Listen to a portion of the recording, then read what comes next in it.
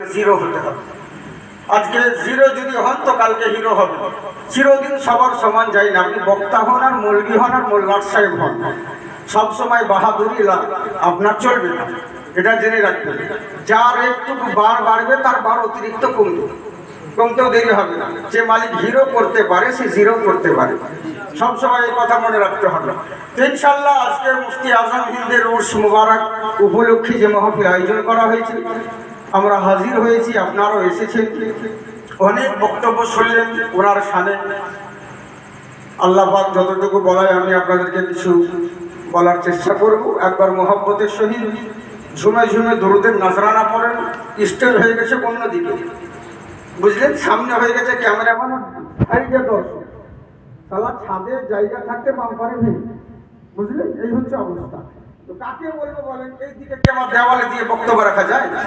এটা কোনো কথা হলো? দুই সাইডে দর্শক আর আমি সামনের দিকে তাকিয়ে বক্তব্য রাখছি, এই তো হচ্ছে গোলমাল। যাক, এবার যা হয়েছে হয়েছে, আল্লাহ পাক।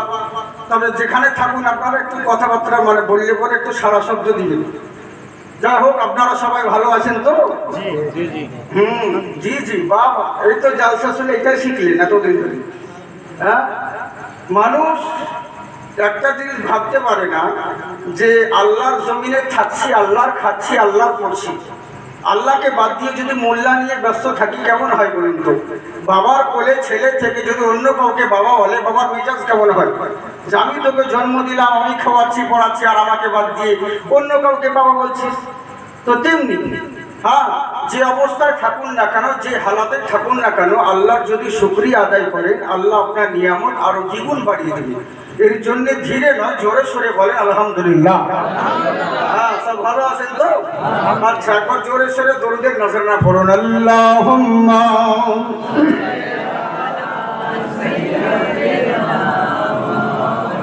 মুহাম্মদ ওয়া আলা সাইয়্যিদিনা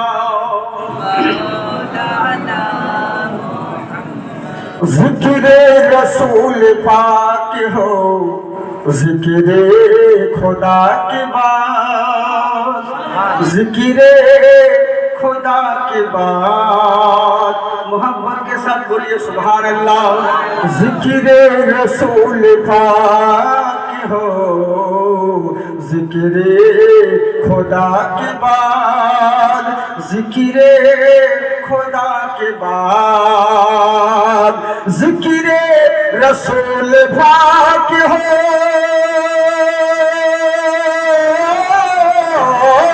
जिक्रे रसूल पाक हो, जिक्रे खुदा की बात हो, बाती अंबिया के मेरे मुस्तफा की बात, मेरे मुस्तफा के बाद।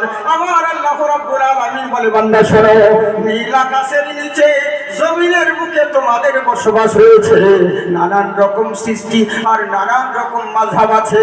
আমার আল্লাহ পাক বলে, বান্দা শোনো, দুনিয়ার বুকে মৌলবি হোক আর মৌলানা, মুয়াজ্জিন হোক আর মুতাআল্লি, মুক্তাদি হোক আর মুসল্লি, নামাজি হোক আর বেনামাজি, মাতাল হোক আর বেতাল হোক, যত সৃষ্টি রয়েছে প্রত্যেকে সবাই একটা জিনিস পছন্দ করে, আমি কামিয়াব কেমন করে হব, আমি লাভবান কেমন করে হব। কেউ ভেবে নিয়েছে সারা জিন্দগি বিশাল বড় ইনকাম করে নিলাম, বিশাল বড় বিল্ডিং করে নিলাম, তার মানে আমি কামিয়াব হয়ে গেলাম। কেউ ভাবে ভালো ঘরে মেয়ের সম্বন্ধ হলো মানে আমি কামিয়াব হয়ে গেলাম, ভালো ছেলে আমার চাকরি ছবি হলো তার মানে আমি কামিয়াব হয়ে গেলাম। মোটা টাকা ইনকাম করি, মোটা খাই, মোটা পড়ি, এর মানে আমি কামিয়াব হয়ে গেলাম। কিন্তু কামিয়াব কাকে বলে এগুলো আমরা কেউ জানলাম না। রব্বুল আলামিন ইয়া আকরামাল আকরামিন, মাবুদ তুমি বলো কামিয়াব কাকে বলে? রুতবা, মর্যাদা, ধন সম্পদ এগুলো থাকলে কি কামিয়াব হওয়া যায়? আমার আল্লাহ বলে, বান্দা শোনো, ধন দৌলত রুতবা মর্যাদা সম্মান, এর নাম কামিয়াবি নয়। যদি ধন দৌলতের নাম কামিয়াব হতো, ওরকম ধন দৌলত ফেরাউনকেও দিয়েছিলাম। যদি রুতবা মর্যাদার এর নাম কামিয়াব হওয়া যায়, ওরকম রুতবা মর্যাদা আমি নমরুদকেও দিয়েছি।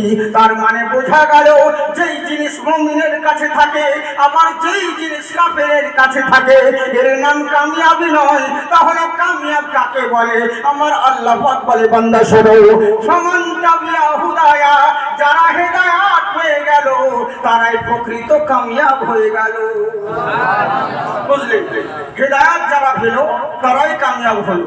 আমরা এই মাহফিলে এসেছি হেদায়েতের উদ্দেশ্যে। আল্লাহ পাক যদি আল্লাহর ওলির মাহফিলে এসে আল্লাহ যদি আমাদেরকে একটা কথা যদি আমল করতে পারেন, আর এটা যদি আমাদের হেদায়েতের জারিয়া হয়ে যায়, তাহলে তো যথেষ্ট। কিন্তু সমস্যা হচ্ছে কি, আমরা সবাই চাই যে আমরা হেদায়েত হব, ও চাই ও ভালো হোক, ই চাই এ ভালো হোক, কিন্তু কেউ নিজে নিজে ভালো হয় না। বুঝলে? আমরা মৌলবি বক্তা দেখে মনে হয় বিশাল বড় আল্লাহওয়ালা, স্টেজ থেকে নেমে যাওয়ার পরে মনে হচ্ছে ওর মতন সে সুন্দর আর কেউ নাই। বুঝলে? এগুলোই তো হচ্ছে, মানে সবাই মানে শুধু ভাষণ দিতে ব্যস্ত, কিন্তু কাজের দিকে কেউ নেই। এটাই তো হচ্ছে আমাদের সমস্যা। বড় আফসোসের বিষয়, দুঃখের বিষয়। স্টেজে খুব ভাষণ দিলাম, সুদ খাওয়া যাবে না, 1 টাকা সুদ খেলে পরে এত গুনাহ অত গুনাহ, খুব বক্তব্য দিলাম। বাবা ওই মৌলবীকে তো 50,000 টাকা দেন, বলে মাদ্রাসার লেগে হুজুর আমার সুদের টাকাটা কি করবো? বলে দেন ভাই দেন। বলে কি করবো? বলে বাথরুমে লাগিয়ে দেবো। বুঝলেন? এই তো হচ্ছে ব্যাপার। তার মানে কি, শুধু আমরা বলেই গেলাম, আমল কিছু করলাম না, এই লেগে জলসাতে কোনো কাজ হয় না। বুঝলেন? জলসা অনেক শুনছি, জলসা অনেক হচ্ছে, কিন্তু কাজের কাজ কিচ্ছু হয় না। বুঝলেন? হেদায়েতের উদ্দেশ্যে আমরা এসেছি। কার মাহফিলে বসে আছি? মুফতি আজম হিন্দ। আরে যিনি গেলেন মেহবুব ইলাহির দরবারে, কেমন মুফতি আজম হিন্দ চিন্তা করুন। ওনাকে প্রশ্ন করছে একজন বদমাযহাব, সে প্রশ্ন করতে আছে, আচ্ছা হুজুর আপনি মুফতি আজম হিন্দ? বলে হ্যাঁ, আমার নাম তো মুস্তাফা খারাজা। বলো কি বলতে আছে? বলে হুজুর দেশের মধ্যে তো অনেক রকম লোক আছে, কেউ বলছে নবী নাকি ইলমে গায়েব জানে, আবার কেউ বলছে নবী ইলমে গায়েব জানে না। আপনি কি কোন আকীদার বিশ্বাসিত? উনি বলছেন, আমি আলহামদুলিল্লাহ, আমার নবী ইলমে গায়েব জানেন, সমস্ত ইলম আমার আল্লাহ আমার নবীকে শিখিয়ে দিয়েছেন, এটার উপর আমি বিশ্বাস করি, এটার উপর আমি বিশ্বাস করি। বলে হুজুর যদি নবী সত্যিকারই ইলমে গায়েব জানতো, তাহলে ওনার বেটি যুদ্ধের সময় ওনার বেটি রুকায়া ইন্তেকাল করলেন, ওই তখন উসমান গানকে বলতে পারলেন না, ওনার নিজের জানাজায় নিজে হাজির হতে পারলেন না। ওনার পায়ে মোজা পড়তে যেতেন, ওই মোজার ভিতরে সাপ ছিল, একটা চিল এসে দেখলে ওই পায়ের মোজা, হ্যাঁ নাবি পায়ে দিলে পরে কামড়াবে সাপে, তাই মোজাটাকে দূরে নিয়ে গিয়ে ফেলে দিল, সাপটা পড়ে গেল। নবী যদি জানতেন তাহলে ওই নিজে থেকে মোজা ফেলে দিলেন না। অনেক ইত্যাদি রকম প্রশ্ন করলেন। বলে হুজুর এটা কেন করলেন না? কিন্তু বিয়া দেবার হুঁশ নেই। আরে যেই ইলমে গায়েব চিল জানতে পারলো, ওটা কি আমার নবী জানতে পারলেন না? চিল বুঝতে পারলেন যে মোজার ভিতরে সাপ আছে, আর নবী জানেন না? এই হচ্ছে বেকুব। তুমি বলছেন ঠিক আছে, তুমি তো অনেকগুলো প্রশ্ন করলে, অসংখ্য, আমি তোমাকে 3টে প্রশ্ন করবো, উত্তর দিতে পারবে? বলে এটাই তো আপনাদের বেরেলি মৌলবীদের স্বভাব খারাপ, উত্তর তো দিবেন না, ঘুরিয়ে আপনারাই প্রশ্ন করবেন। বললে শোনো, আমি তোমাকে প্রশ্ন করছি, শুধু শুনে যাও, উত্তর তোমাকে দিতে হবে না, দিলেও তুমি যে প্রশ্ন করেছো আমি সেই উত্তর দেবো, কোনো ব্যাপার না, কিন্তু তুমি শোনো। বলে হ্যাঁ হুজুর বলেন তো দেখি কি বলতে আছেন। বলে আচ্ছা শোনো, শরীয়তের মশলা কি, যে এক দেশ থেকে কর্জ নিয়ে ধার নিয়ে এসে অন্য দেশে বসবাস করে এমন একজন ব্যক্তি, তার উপর শরীয়তের কি হুকুম আছে? যার মা আপাহি ভিক্ষা করে খাচ্ছে রোজে পিয়ালা নিয়ে, আর তার ছেলে বাদশাহীর মতন চালচলন করে বেড়াচ্ছে, ঘুরে বেড়াচ্ছে, তার উপর শরীয়তের কি মশলা হয়? উনি বলছেন হুজুর আর বলিয়েন না। বলে কেন? বলে যে অন্য জায়গায় থেকে ধার করে নিয়ে ওই ব্যক্তি আমি, আর আমার মাই ভিক্ষা করে বেড়ায়, আমার মাকে আমি দেখি না, আমি সেই ব্যক্তি। তো বুঝতে পারে, আরে বেরেলির মুফতি আজম হিন্দ মুস্তাফা খারাজার ইলম যদি এরকম হয়, তো মুস্তাফা খারাজাকে যে বানিয়েছেন নবী মুস্তাফার ইলম কতটা হয় না? উনার ইলমের জবাবের কি কথা? তেরই জন্য বলছে বাবজি, ওষুধ আল্লাহ ওয়ালা শুধু হওয়া যায় না, আল্লাহ ওয়ালা হতে গেলে কি হতে পারে? আগে আমি আপনাদেরকে বোঝাই, মানে প্রোগ্রাম মানে উল্টো দিকে হয়ে গেছে, তো ওই জন্য আমাকে একটু হাফু লাগছে, কি বলবো কোন দিকে বলতে বুঝতে পারছি না। হ্যাঁ, দর্শক অন্য দিকে হয়ে গেছে, এই জন্য আমারও মন বিগড়ে যাচ্ছে। তো যাকে কথাটা হচ্ছে কি, আমার কথা বুঝতে পারছেন আপনারা? অসুবিধা হয় না তো? হ্যাঁ হ্যাঁ, দেরি জন্য বলছি, মানে আস্তে আস্তে বলা অভ্যাস তো নেই, ওই জন্য স্পিডে হয়ে যাচ্ছে, তাড়াতাড়ি বলতে গিয়ে কথা বেরিয়েছে, বোঝা যাবে না, দেরি লেগে বলি। তো আল্লাহওয়ালা কাদেরকে বলে আর আল্লাহওয়ালা কাদেরকে হয়? আচ্ছা বলুন তো দেখি, কোনো মৌলবীর বন্ধু কি কোনো সারাবি হয়? সারাবি মৌলবীকে বন্ধুত্ব করবে না, কেন? কারণ আমি যদি মৌলানার সঙ্গে দোস্তি করি তো আমাকে বলবে মদ খাওয়া হারাম, এই খাওয়া হারাম, ওই করা চলবে না, এই করা চলবে না। এই জন্য কোনো সারাবখোর মৌলবীর সঙ্গে দোস্তালি করতে আসবে না। কার সঙ্গে করবে? ওর যে ক্যারিয়ার, ওর স্ট্যাটাসের যে লোক থাকবে, স্ট্যাটাসে মানে যে সারাবখোর তার সঙ্গে বন্ধুত্ব করবে, কিন্তু কোনো ভালো লোকের সঙ্গে বন্ধুত্ব করবে না, এটাই হচ্ছে নিয়ম। তো আচ্ছা চিন্তা করে দেখুন, যারা আল্লাহওয়ালা হয় আল্লাহ কাদেরকে বন্ধু বানাবে? যারা সারাবখোর, মদখোর, জুয়াখোর, গীবতখোর, এদেরকে কি বন্ধু বানাবে? না। যারা আল্লাহ আল্লাহ রসুলের ফরমাবরদারি মেনে চলবে আল্লাহ তাদেরকে আল্লাহর বন্ধু বানাবে, বুঝলেন? এবার হচ্ছে তাকি আমরা সারা জিন্দগি চিন্তাই তো করে বেড়ালাম, এর আর ওর লাগাম ধরে বেড়ালাম, কিন্তু কাজ হলো না। আল্লাহওয়ালাদেরকে দেখে আল্লাহর ওলি কেমন করে হওয়া যায়, আর আল্লাহওয়ালা হতে গেলে কি হবে? একটা কথাই আপনাদেরকে বলে দিচ্ছি, ছোট্ট কথা। উফির সরজমিনে কয়েকজন বন্ধু মিলে এরা চললো মেহবুব ইলাহির দরবারে, যুক্তি করে চিন্তা করলো, আচ্ছা আমরা এতদিন ধরে এই দেশে বসবাস করছি, আমাদের তো ইনকাম পর্যন্ত দেশের উপর এত অভাব অনটন দেখা দিয়েছে, কি করব? এইভাবে যদি দেশে থাকি আমাদের তো অভাব মিটবে না, অভাব মিটবে না। মন দিয়ে শুনুন কথাগুলো, অভাব মিটবে না। কি করা যায়? বলে কি করা যাবে? বলে এক কাজ করো, এইভাবে দেশে যদি পড়ে থাকি তাহলে আমাদের কোনোদিন অভাব দূর হবে না, ওই যত দিন যাবে তত ঋণগ্রস্তই হবে। তো কি করতে হবে? বলে বাইরে চল। আমাদের যেমন মানুষ বলে আজকে কালিয়াচক মালদাদের থেকে কোনো কাজ হবে না, চল কলকাতায় কাজ করতে যাই। কিছুদিন পরে দেখলো কলকাতা থেকে দিল্লিতে ভালো মজুরি দিচ্ছে, তো বলছে তাহলে দিল্লিতে চল, মানে যেখানে লাভ হবে, প্রফিট হবে, মানুষ সেই জায়গায় ছুটে যায়। এরা কয়েকজন মিলে যুক্তি করলে কাজ কর, এই দেশের থেকে কোনোদিন আমাদের অভাব মিটবে না, চল দিল্লির সরজমিনে সোনার কাজ শেখানো হচ্ছে, ওই জায়গায় চল। ওই জায়গায় গেলে পরে আমরা সোনার কাজও শিখে আসতে পারবো, কিছু সোনা ইনকামও করে আসতে পারবো, আমাদের অভাবটা তো দূর হবে, গরিবী হালাতটা তো দূর হবে। বলে ঠিক আছে তাহলে চল, আর দেরি করে লাভ নেই। কয়েকজন বন্ধু মিলে সকালবেলায় রওনা হলো। কিছু দূর যেতে যেতে রাস্তার ধারে একজন আল্লাহওয়ালার কুঁড়ে ঘর, জায়গা পাক একটা তাবু আছে, ওই কুঁড়ে ঘরে এদের নজর পড়লো। আর কুঁড়ে ঘরে দরওয়াজার সঙ্গে আল্লাহওয়ালা বান্দা সাদা পোশাক পরিধান করে, সাদা পাগড়ি, সাদা জুব্বা পরে দাঁড়িয়ে রয়েছে। এরা সবাই মিলে তাকিয়ে দেখতে আছে, এ কোন আল্লাহওয়ালা রে, যাকে দেখলে পরে আল্লাহর স্মরণ চলে আসে। কেমন আল্লাহওয়ালা, তিনার দিকেই দেখতে আসে। দেখতে দেখতে চিন্তা করলে যে এখানে থেকে তো আমাদের সময় কাটিয়ে লাভ নেই, আমাদেরকে যেতেই হবে। কোথায়? যেই কাজের জন্য বেরিয়েছি সেই দিকে যেতে হবে। এই বলেই নাড়া চলছে। একজন বান্দা ওখানে দাঁড়িয়ে, তুই দাঁড়িয়ে আছিস কেন? চল, দেরি হয়ে যাচ্ছে। বলে তোরা যা, আমি যাবো না। বলে কেন যাবি না? বলে শোন ভাই, এর জন্য আমি যাবো না, তোরা চলে যা, আমি যাবো না। বলে কেন? কথা হয়েছিল আমরা সবাই মিলে একসঙ্গে কাজ করতে যাবো, এখন তুই আবার পিছন কাটছিস কেন? বলে ভাই তোরা যা, আমাকে ভালো লাগছে না, আমি এখানেই থাকবো। বলে কোন ব্যাপার নেই, থেকে যা। আমরা চললাম, এরা চলে গেল। এই মানুষটা কিন্তু এখানে থেকে গেল এই আল্লাহওয়ালা বান্দার দরবারে। কি করে? আল্লাহ বলি যখন ওষুধ কথা আছে, টাইম আসে, ওষুধ বানিয়ে দিয়ে দেয়, মশাল্লা বিছিয়ে দেয়, জামা কাপড় খেঁচে দেয়, এক কথায় কিনার খিদমতে ব্যস্ত হয়ে গেল, আল্লাহর ওলির খিদমতে ব্যস্ত হয়ে গেল।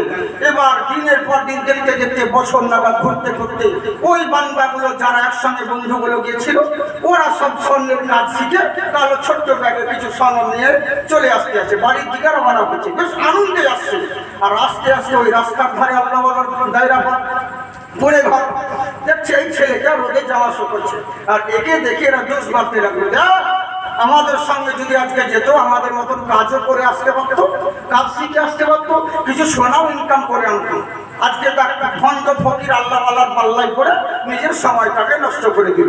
আমাদের সঙ্গে চলে গেলে তো কিছু লাভবান হতো। এই কথা যেমন শোনা, মন খারাপ হয়ে গেল। এটা স্বাভাবিক ব্যাপার। আপনারা যদি দুই বন্ধু হন, আর যদি একজন পাশে 3 তলা বিল্ডিং করে, সমান চাকরি করে, আর একজন যদি না করতে পারে, তো লোকে বলবে ওর হলো, তোর কেন হচ্ছে না? মনটা খারাপ হতো। তো চিন্তায় পড়ে গেল, বাড়ির অভাবের কথা, হয় রে, এদের তো লাভবান হয়ে গেল এরা, কিন্তু আমার তো ইনকাম এখনো হলো না, আমি তো অভাবেই থেকে গেলাম। বাড়ির কথা মনে পড়ে গেল, কিন্তু কি করবে, উপায় তো নেই। কান্না, মন খারাপ করে একটু চোখ দিয়ে অশ্রু বের করতে লেগেছে, কান্না করতে লেগেছে। আর আল্লাহওয়ালা এদিকে ভিতর থেকে ডাক দিচ্ছে, বাবা নিজামুদ্দিন সাহেব, বলে হুজুর বলুন। বললে বাবা শোনো, আমি ইস্তিনজা করব, ইস্তিনজা করার জন্য এখানে পানি পাওয়া যায় না, ইস্তিনজা করতে গেলে কুলুপ নিতে হবে, তাই কুলুপ নেওয়ার জন্য একটা ঢালার ব্যবস্থা করো, একটা ঝিলের ব্যবস্থা করো। আপনারা ঝিল বোঝেন তো? হ্যাঁ, পানি না থাকলে কেন কত নেন না, তো কি বুঝবে? হ্যাঁ, নান্দারি লেগে বসে তো বলছে কুলুপ নেওয়ার জন্য ঝিলের দরকার আছে, একটা ঝিলের ব্যবস্থা করো। ইনি ঝিল খুঁজতে গেল, অনেকক্ষণ হয়ে গেল, 10 মিনিট হয়ে গেল, আধা ঘন্টা হয়ে গেল, 1 ঘন্টা হতে যাচ্ছে, এর খবর নেই। আল্লাহর ওলি ভিতর থেকে ডাক দিচ্ছে, আচ্ছা বলো বাবা, তোমাকে যে ঝিল আনতে বলেছি তুমি কি ভুলে গেছো? এখনো দেরি হচ্ছে কেন?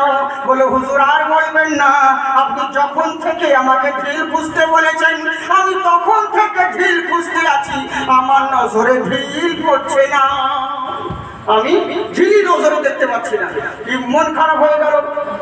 আপনাকে যদি বলি এখানে এক মুষ্টি মাটি তুলে দেবে, আর ও যদি বলে আমি হুজুর মাটি দেখতে পাচ্ছি না, তো কি বলবো? হবে তুমি খানা চারিদিকে মাটি তুই দেখতে পাচ্ছি না, বলছি আমি মাটি পাই না। তো বলছে চারিদিকে বাঞ্ছার জমি, সব তো কত বড় বড় ইট ঢালা পড়ে আছে, আর তুমি বলছো আমি ঝিল খুঁজে পাচ্ছি না। বললে হুজুর ঠিকই বলেছেন, কিন্তু আল্লাহর কসম করে বলি আমিও যেমন ঝিল মনে করে হাত দিতে যাচ্ছি, সঙ্গে সঙ্গে দেখছি সোনা হয়ে গেছে। আমিও ঝিল মনে করে যাচ্ছি যেমন, আর তেমনি হুজুর সোনা হয়ে যাচ্ছে। বলে ওটাই নিয়ে এসো। বলে কখনো না। বলে কেন আনবে না? বলে হুজুর আপনার কাছে শুনেছি শরীয়তের মশলা হলো কুলুপ নিতে গেলে মাটির ঝিল দিয়ে কুলুপ নিতে হবে, সোনা চাঁদি লোহা ইত্যাদি জিনিস দিয়ে কুলুপ নেওয়া যায় না। সোনা চাঁদি লোহা দিয়ে তো কুলুপ নেওয়া যায় না, মাটি দিয়ে নিতে হবে। তো কি করে আনবো? বললো শোনো। বলে বলেন হুজুর। বলে আচ্ছা বলো তো বাবা, তুমি যে সোনাটা আনতে ইনকার করে দিলে ওই সোনাটা দামি জিনিস না কমা জিনিস? বললো হুজুর সোনা তো দামি জিনিস, যেহেতু সোনার জন্য মানুষ লড়ালড়ি করে, মারামারি করে, কাটাকাটি করে। কোনো মেয়ে যদি স্বামীকে বলে আমার সোনার দরকার, আর যদি না এনে দেয় তো কুকুর কেন্দ্রি করে দিবে, বুঝলে? যদি সোনা না পায় ওর তো অবস্থাকে একদম শেষ। এরকম অনেক হয়, কথায় কথায় বা তালাক পর্যন্ত দিয়ে দিচ্ছে শুধু সোনার জন্য। হ্যাঁ, কথায় কথায় কিছু বলতে না হচ্ছে তালাক দিয়ে দিচ্ছে, আর ঘুরিয়ে তখন আমাদেরকে বলছে হুজুর রাগের মাথায় দিয়ে দিচ্ছে। রাগে তালাক দেয় না তো হাসতে হাসতে দেয়, কফি খেতে খেতে তালাক দেয়। বলে রাগের মাথায় দিয়ে দিচ্ছে হুজুর, কি করবো হুজুর? মশলা দিতে আসছে, তোরে কবা দিয়েছে? বলে 3 বার। বলে তুমি কবা শুনেছে? বলে 3 বার। আবার কতজন বলছে হুজুর 1000 বার দেওয়া হয়ে গেছে, কতবার মধ্যে মাঝে যায়, বুঝেছে? তখন এবার বলছে আর তো উপায় নেই ভাই, যদি 1 বার 2 বার হতো তাহলে রাস্তা ছিল, তুমি তো গাছ কেটে দিয়েছো, আর উপায় না। এইখানে কিছু আহলে হাদিস মাল এরা বলছে শোনো, সূরা নিসায় তালাকের মশলা আছে, রাগের মাথা ওইভাবে তালাক হয় না। কেউ যদি একবারে তালাক দিয়ে যায় 3 তালাক, ও তালাক হবে না। তালাকের একটা নিয়ম আছে, কোরআন শরীফে আছে। বলে হ্যাঁ কথা তো ঠিকই, এটা দুনিয়াবি মশলা। তাই পুলিশ নিয়ম, ডাইরেক্ট কখনো কাউরি বুকে গুলি করতে পারবেন না। কোন আসামিকে ধরতে গেলে তাকে ফাঁকায় গুলি ছোড়েন, যখন দেখবেন আসামি কন্ট্রোলের বাইরে হয়ে যাচ্ছে তখন পায়ে গুলি করেন, যখন দেখছেন আর হচ্ছে না নাগালের বাইরে তখন লাস্টে বুকে গুলি করে। ডাইরেক্ট গুলি করতে পারবেন না। তো তালাকেরও নিয়ম আছে, ডাইরেক্ট দিতে পারবেন না, ধাপে ধাপে দিতে হবে 3 বারে। কিন্তু আচ্ছা বলুন, একটা গাছকে ও আস্তে আস্তে কাটলেও কাটবে, একবারে কেটে দিলেও কাটবে, এই তো নিয়ম হচ্ছে আস্তে আস্তে। কখন একবারে কেটে দিয়েছে তো আর কি করে লাগানো যায়? এই হচ্ছে বাবা। এবার আমাদের কাছে শুনে নিয়ে অন্য মলবির কাছে যাচ্ছে, ও মলবি বলছে কতবার হয়েছে? বলে হুজুর 1 বার কি 2 বার মনে হয় বলেছে।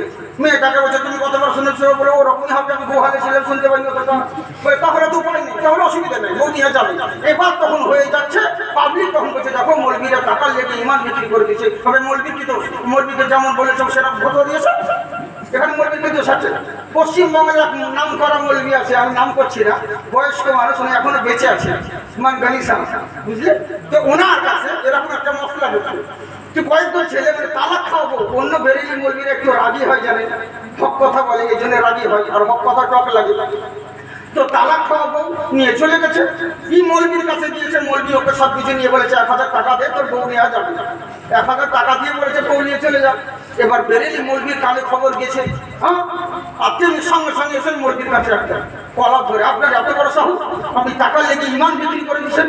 আমরা আল্লাহ হযরতের লোক, হক কথা বলি, হ্যাঁ, আর আপনি টাকা নিয়ে যে তালাক খাওয়াবো আর আপনি পয়সা নিয়ে বলেছেন বউ নেওয়া যাবে। বলে শোনো, তোমাদের মতন অত কাঁচা মাল আমি নই, বয়স হয়ে গেল আমার মূল বিক্রি করতে করতে। আমি প্রথমেই জিজ্ঞাসা করেছি ওকে, তুই কলমা জানিস? বলে না জানি না। বলে তুই নামাজ পড়িস? বলে না পড়ি না। বলে তুই তো মুসলমানই না, তোর আমার তালাক কিসে? 1,000 টাকা দেবে ওকে হচ্ছে তালাক হলো মুসলমানই, তুই তো মুসলিমই নাই, বলে তো তোর আমার তালাক কিসে? তো এরকম হচ্ছে না, বুঝলে? আমাদের ঘরে ঘরে এরকম কত কিছু হচ্ছে, শুধু শুধু তালাক, স্বামী স্ত্রীতে কথায় কথায় ঝগড়া ঝাঁটি ঝামেলা ইত্যাদি বিভিন্ন রকম ভাবে ঝামেলা চলছে সোনার জন্য, যে কোনো জিনিসের জন্য। তাই বলছে হুজুর, সোনা তো দামি জিনিস, এই সোনার জন্য মানুষ লড়ালড়ি মারামারি করে, এমনকি স্বামী স্ত্রীতে ছাড় পর্যন্ত হয়ে যায়। তো বললে বাবা, তাহলে এত যখন দামি জিনিস তুমি আনছো না কেন? এত দামি জিনিস যেহেতু, এত মূল্যবান জিনিস মূল্যহীন নয়, তো মূল্যবান জিনিস তুমি আনতে চাইছো না কেন? বলে হুজুর এই জন্য আনছি না, আপনি তো বলেছেন ওই সোনা দিয়ে কুল কুলাওয়া যায় না। বলে বাবা চিন্তা করো, তুমি কি মন খারাপ করছো? বলেন কেন হুজুর? বললে শোনো শোনো, পীররা হয় রওশন জমির, আল্লাহর দেওয়ার শক্তিতে তোমার দিলের খবর বলতে পারে। তুমি একটু আগে মন খারাপ করছিলে এই সোনার জন্য, যেই সোনা এত দামি জিনিস, যার জন্য মানুষ লড়ালড়ি মারামারি করে, সোনার জন্য কাটাকাটি করে। আর এত দামি সোনা, যেই সোনা পেশাব ফিরার কাজে লাগে না, কুলুপ নিতে গেলে কাজে লাগে না, আর তুমি সেই সোনার জন্য মন খারাপ করছো। প্রকৃত মন যদি লাগাতে হয় মহান আল্লাহর সঙ্গে লাগাও, তুমি যেটাতে হাত দিবে আল্লাহ সোনা বানিয়ে দিবে। তাই বলছে সরো দুনিয়াবাসীরা, হে আমার ইমানদারগণ, তোমরা আল্লাহকে ভয় করো, আর আল্লাহর ভয়টা দিলে রাখতে গেলে আল্লাহওয়ালার সঙ্গ লাভ করো। আল্লাহওয়ালার সংস্পর্শ যদি তোমাদের দিলে থাকে, হাজারো শয়তান চেষ্টা করলে পরেও তোমার দিল থেকে ঈমান নষ্ট হবে না। এবার বলুন, বক্তব্য স্টার্ট করবো না ছেড়ে দেবো? বলবো না, আমি জিজ্ঞেস করে করে বলতে হয়তো জি, অনেক সময় হয় আমার উপায় না, এখন উঠে গেছি আত্মপক্ষান, এখন যা বলছে চালা হয় শুনতে হবে, এখন উপায় না, এরকম অনেক জায়গায় হয়, বুঝলেন তো? ওর জন্য বলছি জিজ্ঞেস করা, বেশিক্ষণ বক্তব্য রাখবো না। ওই ধরনের মাল আমরা নয় যে আপনাদেরকে বিরক্ত করবো। যত তাড়াতাড়ি হয় তত তাড়াতাড়ি ছেড়ে দিলেই মানে আমরা বাঁচি। এমন ওয়াজ করবো, আল্লাহ অনেক কোয়ালিটি দিয়েছে, কখন সকাল হবে বুঝতে পারবে না, কিন্তু অত করবো না, মশারি খারাপ, বুঝলি? দরকার নেই, দেরি লেগে। তো কথা হচ্ছে কি, মন দিয়ে শুনুন, তাহলে বাবজু শোনাবো কি আমার। তো আল্লাহ রাব্বুল ইজ্জত, আমরা আল্লাহ রাব্বুল ইজ্জতের আউলিয়ায়ে কেরামের মাহফিলে আমরা এখানে হাজির হয়েছি, উপস্থিত হয়েছি হিদায়াতের উদ্দেশ্যে। আল্লাহ পাক যেন আমাদেরকে হিদায়াত দান করেন, বলেন আল্লাহুম্মা আমিন। একবার মুহাব্বতের সহিত দরুদ নজরানা পড়েন, আল্লাহুম্মা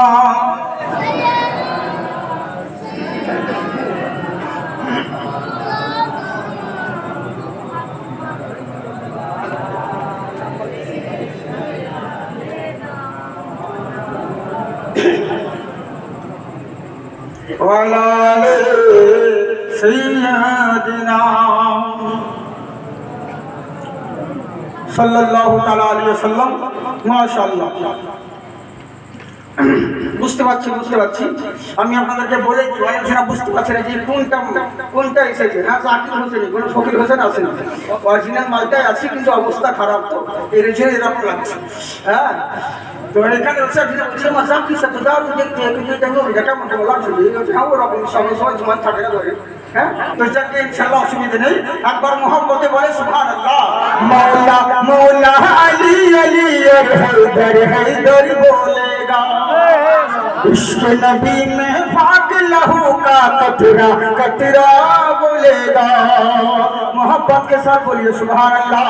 मौला मौला अली अली और हैदर हैदर बोलेगा, इश्क नबी में पाक लहू का कतरा कतरा बोलेगा। लाख लगाए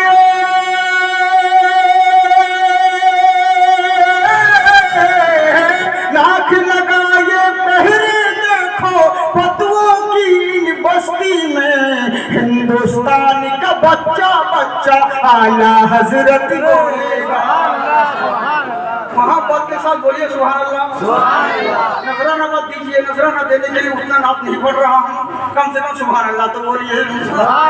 जो है गुलाम आला हजरत, इश्क में फख्रे अजहर के, इश्क में फख्रे अजहर के, इश्क में फख्रे अजहर के, जो है गुलाम आला हजरत, इश्क में फख्रे अजहर के, इश्क में फख्रे अजहर के, जो है गुलाम आला हजरत, जो है गुलाम आला हजरत, इश्क में फख्रे अजहर के, इश्क में फख्रे अजहर के, बस्ती बस्ती करिया करिया ताज शरिया बोलेगा, हिंदुस्तान का बच्चा बच्चा आला हजरती बोलेगा।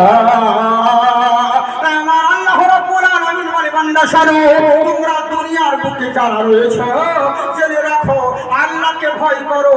দুনিয়ার বুকে থাকতে হলে নারায়ণজনকে ভয় করে থাকো, কিন্তু ভয় করতে হলে তোমার আল্লাহকে ভয় করো।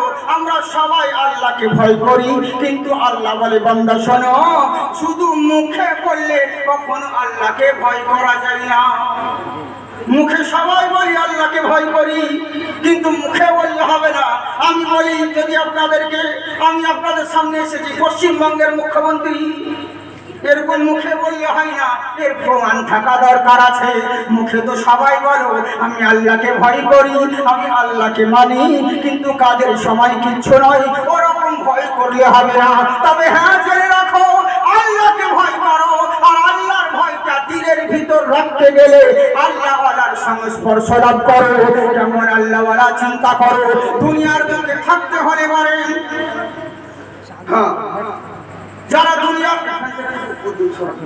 মানে মাইক আছে, হ্যাঁ মানে ফ্যানটা তৈরি করো, মানে মাইকে আছে, এইদিকে তোমরা হবে না, আমাকে দিতে হবে। তো কথা হচ্ছে কি, আল্লাহ রাব্বুল ইজ্জত আমাদেরকে, আমার কথা মন দিয়ে শুনুন বলছি, হ্যাঁ কথা হচ্ছে কি, অল্প সময় বক্তব্য শুনুন, কিন্তু বেশি কথা বলবো না, অল্প শুনুন, কিন্তু কিছু আমল করার চেষ্টা করবেন, বুঝলেন? চিরদিন বাচ্চা একটা কথাই বললাম, চিরদিন সবার সমান যায় না। ওরে আমরা তো মুসলমান তো আগেও ছিল, কিন্তু তারা মুসলমান আর আমাদের মুসলমানদের তফাৎ অনেক। তারাও মুসলমান, আমরাও মুসলমান, কিন্তু মুসলিমদের মধ্যে বহু তফাৎ রয়েছে, এটা জেনে রাখবেন। শুধু নামকে বসতে মুসলিম হবে না, আমাদের পরিচয় কেমন ছিল, আমাদের পরিচয় কেমন ছিল আর তাহাদের পরিচয় কেমন ছিল। এমন একটা দিন ছিল মুসলমান যেই পথ দিয়ে হেঁটে গিয়েছে সেই দিকে জয়লাভ করেছে, মুসলমান যেই দিকে নজর করেছে সেই দিকে তারা লাভবান হয়েছে। আর আমরা এমন একটা দিন চলে এসেছে যেদিকে মুসলিম যাচ্ছে সেদিকে লাঞ্ছিত আর পদদলিত হচ্ছে। প্রবলেমটা কোন জায়গায়? প্রবলেম হচ্ছে আমাদের মধ্যেই তো গণ্ডগোল, আমাদের মধ্যেই তো হাজার রকম ফিরকা, আমাদের মধ্যেই তো হাজার রকম মতবাদ। ভাই ভাই কোনো মিল নেই, ভাই ভাই কোনো মিল নেই, বাপ চাচার মধ্যে কোনো মিল নেই, একে অপরের সঙ্গে ভেদাভেদি দুশ্মনী, যখন তখন যাকে তাকে যতক্ষণ আছি ততক্ষণ। একজনের সঙ্গে এক মৌলানার সঙ্গে আর এক মৌলানার মিল নেই, এক বক্তার সঙ্গে আর এক বক্তার মিল নেই, মানে কোনো ব্যাপার নেই। এইটাই হচ্ছে আমাদের। কিন্তু কাজের পেরি লেগে দেশের পরিস্থিতি এরকম, মুসলমান আমরা শুধু নামধারী হয়ে গেছি, কিন্তু কাজের কিছু হয়নি। আপনারা জানেন যে আমার ডায়লগ আছে, বহুত পুরাতন ডায়লগ, যে আমরা শুধু নামকে আসতে মুসলমান, চোখে দেখতে পাই না কিন্তু নাম কত ভালো, নজর আলী। ভালো কথা বলি না কিন্তু নাম আদর আলী। যার বাপ কোনোদিন সোনা চোখে দেখেনি তার নাম সোনালী, যার রূপের কোনো বাহার নেই তার নাম রূপালী, যার গায়ের গন্ধে পাশে বসে এক মিনিট কেউ থাকতে পারে না তার নাম আদর আলী। রাত 10টার পরে কুকুরের ভয়ে বেরোয় না, নাম তার বাহাদুর আলী। এই হচ্ছে ব্যাপার। গোমাংস খায় আর মধ্যে মাঝে জুম্মা মিস করে মারতে যায়, এটাই তো আমরা মুসলিম ভাব। যদি কেমন মুসলমান চিন্তা করুন। আহারে সম্রাট বলল শোনো, আমার দেশে কোনো মুসলমানকে রাখা যাবে না, আমার দেশে কোনো মুসলমানকে রাখা যাবে না। যারা আছে তাদেরকে গুলি করে শেষ করে দাও, তাড়িয়ে দাও, দেশ থেকে বিদায় করে দাও। এদেরকে বিদায় করে দেওয়া হলো। সব রকম কথা শুনতে পাবেন, মন দিয়ে শুনুন। দেশ থেকে বিদায় করে দাও, এরা চারিদিকে এলান করে দিল যে যার ছিল মুসলিমরা পালিয়ে গেল। কিন্তু রাজার কার্যার দরবারে কর্মচারীরা বলতে আছে হুজুর আমার দেশে আর কোনো মুসলমান নেই, বললে না তুমি বললে হবে না, আমার মন বলছে আমার দেশে এখনো মুসলমান আছে, আমার দেশে এখনো মুসলমান আছে। এর আপনারা বলছে মুসলিম নেই কর্মচারীরা, আর এরা বলছেন আমার দেশে এখন মুসলমান আছে। বলে হুজুর প্রমাণ কি করে করবেন? মুসলিম যে আছে আপনি কি করে জানবেন? আমরা তো চিরনি তল্লাশি করে খুঁজে বেড়ালাম, একটাও তো মুসলিম নেই। রাজা বলছে আছে। তাহলে কি করবো হুজুর? পরীক্ষা করবো কি করে? বলে পরীক্ষা করতে গেলে একটা যুক্তি তোমাদেরকে বলছি। বলে কিরকম যুক্তি? বলে রাস্তার একটা সাইডে পানির ভরা রেখে যাবে, আর এক সাইডে একটা বয়স্ক মহিলাকে রেখে যাবে, বয়স্ক মহিলাকে রেখে যাবে। আজকে শুধু টেলার চলবে, আপনাদের পরিস্থিতি অনুযায়ী তখন ইনশাআল্লাহ হ্যাঁ আপনাদের সম্মুখে তখন পেশ করা হবে। তো কথা হচ্ছে কি কি বলছে? রাস্তার এক সাইডে মহিলাকে রেখে দাও, আর এক সাইডে পানির ভরা রেখে দাও, মাঝখানে ছেড়ে যায়। তখন সিসি ক্যামেরা ছিল না, রাজার গোয়েন্দারা পিলারের নিচে নিচে সাইডে সব লুকিয়ে লুকিয়ে দেখছে। রাস্তা দিয়ে মানুষ যায় আসে, কোনো পাত্তা নেই। অবশেষে একজন যুবক নৌজওয়ান ছেলে, ওই নৌজওয়ান ছেলেটা এসে দেখছে একটা বয়স্ক মহিলা পানির জন্য ছটফট করছে, ত্রাহি ত্রাহি করছে, আর এই সাইডে পানির ভরা। যেমনই দেখা নৌজওয়ানটা দৌড়িয়ে রাস্তার উপর থেকে পানির ভরা থেকে পানি মগে করে পানি নিয়ে এসে এই রাস্তার এই পারে বুড়ি মহিলার সামনে যেমন পান করাতে যাবে, আর তেমনি রাজার কর্মচারীরা এসে খপ করে ধরে নিয়ে যাবে। চল বলে কোথায়? বলে আমাদের দরবারে, সম্রাটের দরবারে চল। বলে কেন ভাই আমি কি অন্যায় করেছি? বলে তোর নাম কি? তো উনি এমন নাম বললেন যে নামটা ইহুদিদের নাম, খ্রিস্টানদের নাম। তো কর্মচারীরা বলছে না তুই মুসলিম নয়, তুই হিন্দু নয়, খ্রিস্টান নয়, তুই হলি মুসলমান। বলে না আমি মুসলিম নই। বলে না তুই মুসলিম। বলে আমি মুসলমান নই ভাই। বলে না তুই মুসলমান, চল কলার ধরে টানতে টানতে নিয়ে যেতে আসি। তখন যুবকটা বলে উঠল, আচ্ছা বলো তো ভাই, আমি যে মুসলমান তুমি কি করে জানলে? আমি মুসলিম তুই কি করে জানি আমাকে টানতে টানতে নিয়ে যাচ্ছ? বললে শোন, তুই মুসলমান তোকে এরই জন্য জানলাম, তোর একটা ব্যবহার দেখেছিলাম। বলে কেমন ব্যবহার? আমি যেই নামটা তোমাদেরকে বলেছি ওই নামটা ইহুদিদের নাম, খ্রিস্টানদের নাম। আমার দেহের মধ্যে মুসলিমের পোশাক আশাক নেই, আমার মুখে নবীর সুন্নাহ দাড়িও নেই, তাহলে আমি যে মুসলমান তুমি আমাকে চিনলে কেমন করে? তখন কর্মচারী বলছে শোনো, মুসলমানকে লেবাস তোর শরীরে নেই, নবীর সুন্নাহ দাড়ি টুপি তোর কাছে নেই, তুই যে নামটা বলেছিস ওটাও তো ইহুদিদের নাম, সব পরিবর্তন করেছিস, একটা জিনিস পরিবর্তন করিস নাই। বলে কি পরিবর্তন বলো? বলে জেনে রাখ, একটা রাস্তার ধারে ক্ষুধার্তকে যে অন্ন দান করতে পারে, একটা বিবাসিতকে যে পানি পান করাতে পারে, সে নবীর দিওয়ানা মুসলমান ছাড়া অন্য কেউ হতে পারে না। কেমন নবীর আখলাক চিন্তা করুন, কেমন মুসলমান চিন্তা করুন। ওরে যেই মুসলমানের মধ্যে নবীর আখলাক রয়েছে, আরে কোন নবীকে মাননেওয়ালা। যখন মক্কা বিজয়ের দিনে নবী মুস্তাফা আমার কাবার চাবি আনতে পাঠালেন হযরত আলী কাররামাল্লাহু ওয়াজহুকে, হযরত আলী কাররামাল্লাহু ওয়াজহু যখন চাবি আনতে গেলেন কাবার চাবি উসমান বিন তালহার কাছে, যখন আমার নবী বললেন শোনো ও গো উসমান বিন তালহা, আচ্ছা বলো তো দেখি একবার কাবার চাবিটা দাও। বলে কি করবে তুমি? বলে আমি কাবার ভিতরে নামাজ আদায় করব। বলে তোমাকে চাবি দেওয়া যাবে না। বলে কেন চাবি দিবে না? বললে তোমাকে চাবি দেওয়া যাবে না, তুমি যেখানে বাইরে নামাজ পড়ে নাও। আমার নবী বলছে শোনো, আমি বহু চেষ্টা করি বাইরে নামাজ আদায় করি, কিন্তু কাফের বেঈমানরা সুস্থভাবে নামাজ পড়তে দেয় না। কাফেররা আমার পিঠে উটের ভুঁড়ি চাপিয়ে দেয়, কেউ আমার গর্ভে বাচ্চাদেরকে লেলিয়ে দেয়, আমাকে সুস্থভাবে নামাজ আদায় করতে দেয় না। তুমি যদি একটু কাবার চাবিটা দিতে, আমি মন ভরে কাবার ভিতরে আল্লাহর দরবারে 2 রাকাত নামাজ আদায় করতাম। একটু কাবার চাবিটা দাও। উসমান বিন তালহা চাবি দিচ্ছে না, যাও চাবি দেবো না। তখন আমার নবী বলে আচ্ছা বলো তো দেখি, এই কাবা ঘরের মোতালকে হচ্ছে আমার দাদা, কাবা ঘরে আব্বা আমার আব্বা বংশরা দেখভাল করে চলে এলো, আর তুমি আমি তো সেই বংশেরই ছেলে, কোরাইশ বংশের ছেলে, আমাকে একটু চাবিটা দিলে তোমার কি ক্ষতি হবে? বলে তোমাকে চাবি দেওয়া যাবে না। বলে তখন আমার নবী বলে আচ্ছা বলো তো তালহা, আমি যদি আজকে তুমি কাবার চাবি দিচ্ছ না, কিন্তু এমনও তো হতে পারে যে এই কাবার আমি যদি মক্কার শাসক হয়ে আসি, সেদিন কি তোমার কাছে চাবি চাইলে তুমি চাবি দিবে না? জানেন কথার আঘাত দিলে লাগে আর লাঠির আঘাত দেখে লাগে, ওটা তো মুছে যায়, কিন্তু যেই কথাটা দিলে লাগে সেটা কখনো মুছে না। তখন উসমান বিন তালহা এমন একটা ভাব দেখালো, মনে হচ্ছে বিশাল ব্যাপার। তোমার মতন ছেলেটা কাঁথায় শুয়ে লাখ টাকার স্বপ্ন দেখছো? তোমার মতন আব্দুল্লাহর কাকা সে নাকি মক্কার শাসক হবে? কখনো নয়। তোমার মতন আব্দুল্লাহর কাকা সে মক্কার শাসক হবে, এটা কখনোই হতে পারে না। হ্যাঁ, বামুন হয়ে চাঁদে হাত দিতে যাচ্ছ, আদার ব্যাপারী হয়ে জাহাজের খবর নিতে আসছেন, যাও যাও, দূর করে দিলেন। কিন্তু আল্লাহ রাব্বুল ইজ্জত, আল্লাহ কি না করতে পারে? ইন্নাকা আলা কুল্লি শাইইন কাদির। আমার আল্লাহ বলে, বান্দা শোনো, বেশি বাড়াবাড়ি করো না। আজকে ব্রেন দিয়েছি, ব্রেনের জোরে কত কি আবিষ্কার করলে, মাইক্রোফোন আবিষ্কার করলে, সিঁড়ি থেকে লিফট আবিষ্কার করলে, আজকে মোবাইল আবিষ্কার করলেও আজকে ব্রেনের জোরে ও সিঁড়ি থেকে লিফট হলো, ব্রেনের জোরে এক দেশ থেকে আরেক দেশ কথা বলার সুযোগ হয়ে গেল। ওর আগে তো অডিও কল হতো, এখন তো ভিডিও কলের ব্যবস্থা এলো, কত কিনা হয়েছে, আরো কত কিনা হবে। কিন্তু আমার আল্লাহ বলে, তাই বলে এই ব্রেনের গরম দেখায় না, কারণ এই ব্রেনে একবার যদি টিউমার করে দিই, তোমার 14 গোষ্ঠী বিক্রি করলে ওষুধ কেনার পয়সা জিতবে না, বুঝলে? এই ব্রেনের গরম দেখায় না। শরীর দিয়েছি, এটা আমার নিয়ামত, যদি এটার শুকরিয়া আদায় করো। এই শরীরের গরম দেখায় না লোককে, মাস্তানি দেখায় না লোকে। কতজন আবার ইয়াং ছেলেরা এক জায়গায় দাঁড়াবার বলে, দেখবে আমার কত বডি দেয়, তুমি করো, বুঝলে?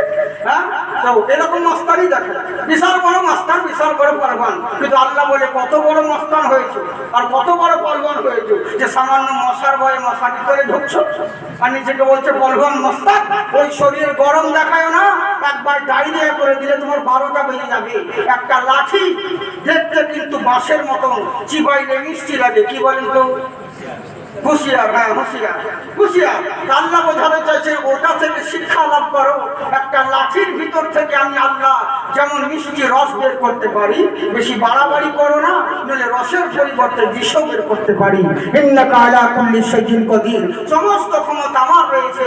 আমার আল্লাহ রাব্বুল আলামিন বছর ঘুরতে না ঘুরতে রমজান মাসে মক্কা বিজয়ের দিনে নবী মুস্তাফা 10,000 সাহাবীদেরকে নিয়ে মক্কায় প্রবেশ করছেন। সুবহানাল্লাহ, সুবহানাল্লাহ। হ্যাঁ, অনেক কথা আছে এখানে, 3 দিনের ওয়াজ একদিনে করছি, বুঝতে পারলেন তো? এইখান থেকে অনেক ঘটনা আছে, কিন্তু আমার অতটা বলার দরকার নেই। যেটা মেন কথা সেটা আপনাদেরকে দিচ্ছি। হ্যাঁ, একবার হাত উঠিয়ে বলেন তো আল্লাহু আকবার। হ্যাঁ, সবাই উঠাই না, আবার আড়াই ঘন্টা শুনে লুঙ্গি তুলেছিল, ইনকলাব জিন্দাবাদ, বলি থাকবে মাথাবাদ। আমার ডায়লগ, আমার এখানে একজন ভাই বলছে যে আপনার একটা ডায়লগ শুনেছি, খুব বলেন, কথাটা আপনাদের ক্লিয়ার করতেছি, আমি এটাই বলি। হ্যাঁ, কতজন বলে জাকির সাহেব তোমরা বলো আমরা বাপ। হ্যাঁ, যদি করো প্রতিবাদ, ঘর থাকবে মন্তবাদ। আমি বলি, ভয় করি না, আমার জন্মস্থান মুর্শিদাবাদ, বুঝলেন তো? যে হাত আল্লাহ আল্লাহ রসুলের নামে উঠে, ওই হাতে কোনোদিন লাফোয়া করে না। একবার হাত উঠিয়ে বলে, ইয়া রাসূলুল্লাহ, মাশাআল্লাহ, জিন্দাবাদ থাকুন। দর্শন के दिन लहराइल हो, जब मक्का मदीना मौसम बहार फिर आइल हो, जब मक्का मदीना। হ্যাঁ, আমি তো শায়ের নয়, আপনাদের সম্মুখে শায়ের সাহেব আছেন। হ্যাঁ, উনি সব রকম ভাই বলছেন, আমি তো একটা মিশ্রা হয়তো বলছি আপনাদেরকে। হ্যাঁ, কমসে কম সুবহানাল্লাহ তো বলে, চাঁদা আদায় করার মতন যদি সুবহানাল্লাহ আদায় করতে হয়, বলবো তারপরে বলবেন, তাহলে কেমন করে হবে? পরে নবীর মহব্বতে একবার সুবহানাল্লাহ বললে 80 কি করে নেকি পাওয়া যায়। জোরে বলেন সুবহানাল্লাহ। মক্কে মে কাবা और জমজম का पानी, मक्के में काबा, मक्के में काबा और जमजम का पानी, हजरत खलील और ज़ैदी की निशानी, ओ संगे असबद पे मनुआ लुभाइल हो, जब मक्का मदीना मौसम बहार फिर आइल हो, ओ जब मक्का मदीना। अल्लाहुम्मा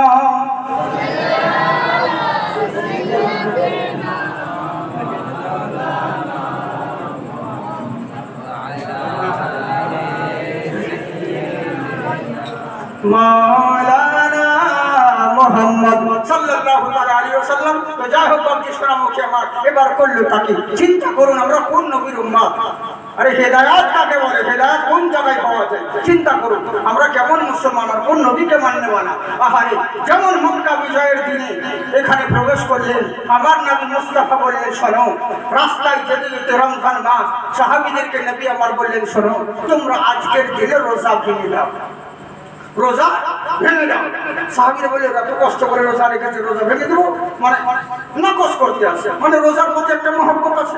আমার নবী মুস্তাফা সাল্লাল্লাহু আলাইহি ওয়াসাল্লাম তাবুর ভিতরে ঢুকলেন। হযরত হাফসা রাদিয়াল্লাহু তাআলা মা আমার বলছেন, হুজুর আপনি এত রাগান্বিত কেন, এরকম করছেন কেন? বলে আর বলো না, সবাইকে রোজা ভাঙতে বলছি তো সবাই তো কেমন জানি একটা ভাব দেখাচ্ছে, মনে হচ্ছে রোজার প্রতি শুধু ওরাই মহব্বত করে। আমার মা হাফসা রাদিয়াল্লাহু তাআলা নবী মুস্তাফাকে বলছেন, হুজুর আপনি রাগ করবেন না, আপনি দুঃখ করবেন না। কেন না? কারণ আপনি যদি রাগ করেন মহান আল্লাহ নারাজ হয়ে যাবেন। আপনি নারাজ হবেন না সাহাবীদের উপরে, কখন না জানি গজব চলে আসতে পারে। তা কাজ করুন। বলে কি? বলে আপনি ওনাদেরকে বলতে হবে কেন? আপনি নিজেই রোজা ভেঙে দেন, দেখবেন কাউকে বলতে হবে না, ওরা অটোমেটিক রোজা ভেঙে দেবে। সুবহানাল্লাহ। হ্যাঁ, সাহাবীরা এমন নবীকে মানতেন। বিবির কথা কঠিন বাবা, আল্লাহ বিবিকে ওই পাওয়ার দিয়েছে, মেয়েদেরকে ওই পাওয়ার দিয়েছে, ওরা ইচ্ছে করলে পরে যে কোনো স্বামীকে জান্নাতি বানাতে পারে, আবার ইচ্ছে করলে পরে জাহান্নামের দিকে ঠেলতে পারে। আর বেশিরভাগই এখন জাহান্নামের দিকেই ঠেলছে, জান্নাতের দিকে পড়ে না। স্বামী যদি দিন রাত নামাজ না পড়ে, কোনো স্ত্রী বলবে না স্বামীকে, ওকে চলো নামাজটা পড়ো, নামাজ না পড়লে তোমাকে শুতে দিব না, নামাজ না পড়লে তোমাকে খেতে দিব না, ও কথা বলবে না। কিন্তু অনেক সময় মেয়েরা আমরা এরকম করি, কিন্তু কোন স্ত্রী যদি স্বামীকে নামাজের জন্য তাকিদ দেয়, নামাজের জন্য কোন স্ত্রী যদি স্বামীর সঙ্গে ঝগড়া করে, ওই ঝগড়াতে কোনো পাপ হবে না, বরঞ্চ নেকি হবে। স্ত্রী আর স্বামী দুজন মিলে যদি ইবাদত করে, মহান আল্লাহ রাব্বুল আলামিন বলেন ওই ঘরের ভিতরে আল্লাহর রহমত নাযিল হবে। সুবহানাল্লাহ। কিন্তু আমরা কত করি না, স্বামীকে বলবো তো দূরের কথা, শুধু ঝগড়া ঝগড়া। হ্যাঁ, স্ত্রী স্বামীকে কথা বলে না, স্বামী স্ত্রীকে বলে না, কথাই কথা দুটির অন্তর ঝগড়া হয়ে গেল। বাদশাহ উজিরকে বললো, শোন রাত 10টার সময় হাজিরি দিতে হবে আমার দরবারে, আর যদি না সকাল 8টার সময় হাজিরি দিতে হবে, যদি হাজিরি না দিস তো তোর কপালে কষ্ট আছে, চাকরি চলে যাবে। উজির বললো ঠিক আছে হুজুর, কোনো ব্যাপার নেই, আমি একদম ভোর বেলাতেই চলে আসি, হাজিরি দিয়ে দিবে। সকাল 8টায় যেহেতু মঞ্জুরি হবে, আমাকে ভোরবেলায় 4টের দিকে হাজিরি দিতে চলে আসতে হবে, আমি চলে আসবো বুঝলেন। কিন্তু বাড়ি আসার পরে মনে পড়ে গেল, রে যা, আমি তো বাদশাকে বললাম যে ভোর 4টার সময় হাজিরি দেবো, কিন্তু আমার তো 3 দিন থেকে বউয়ের সঙ্গে কথাবার্তা নাই। তো কি করছে? বারান্দায় বসে বউয়ের দিকে স্বামী তাকাচ্ছে, স্বামী বউয়ের দিকে তাকাচ্ছে। ও ভাবছে ও আগে কথা বললো, ও ভাবছে ও আগে কথা বললো, কিন্তু কেউ বলে না। কি দেখছে? আমি বলি হেরে যাবো বলে তুমি আগে বলেছো। তো স্বামী উজির দেখছে যা হবে হবে, রাত্র হয়ে গেল, চল ঘুমোতে হবে, যদি ভোরবেলা উঠতে হবে। এই একটা কাগজে লিখেছে যে দেখ ভোর 4টার সময় বাদশাহ দরবারে হাজিরি দিতে হবে, আমাকে ভোরবেলায় উঠিয়ে দিয়ে, না উঠালে কিন্তু তোর কপালে কষ্ট আছে। এই কাগজে লিখে বউ ঘুমিয়েছিল, বউয়ের বালিশের তলায় ভরে দিয়ে উজির ঘুমিয়ে গেছে নিজের জায়গায়।